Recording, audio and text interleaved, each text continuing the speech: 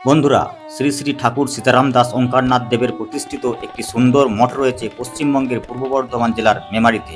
প্রচারের আড়ালে থাকা এই সুন্দর মঠটি আজ আপনারা দর্শন করবেন এই ভিডিওতে।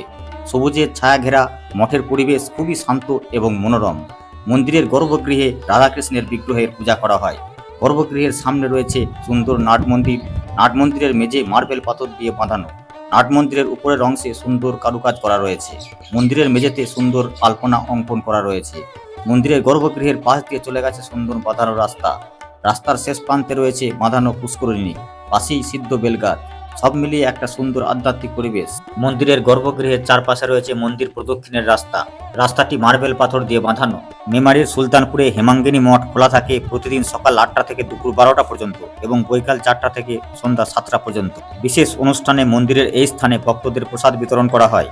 বিশেষ অনুষ্ঠান হয় ফাল্গুন মাসে ওঙ্কারনাথ দেবের জন্মতিথি উপলক্ষে এবং আষাঢ় মাসে বুদ্ধ পূর্ণিমাতে। সবুজের ছায়া ঘেরা মঠের পরিবেশ খুবই শান্ত এবং মনোরম। একদিনের ছুটিতে আপনারা এই মঠে একদিন ঘুরে আসতে পারেন। আপনারা এখানে আসতে চাইলে আপনাদের হাওড়া বর্ধমান মেন লাইনে ট্রেন চড়ে নামতে হবে মেমারি স্টেশনে। স্টেশনে নেমে 1 নম্বর প্ল্যাটফর্ম দিয়ে আপনাকে স্টেশনের বাইরে আসতে হবে। এখানে দেখতে পাবেন অনেক টোটো দাঁড়িয়ে রয়েছে, যে কোনো একটিতে চড়ুন। জনপ্রতি 15 টাকা ভাড়া দিয়ে আপনি পৌঁছে যাবেন মেমারির সুলতানপুরে অবস্থিত হেমাঙ্গিনী মঠ। খুবই সুন্দর শান্তির জায়গা মেমারি হেমাঙ্গিনী মঠ।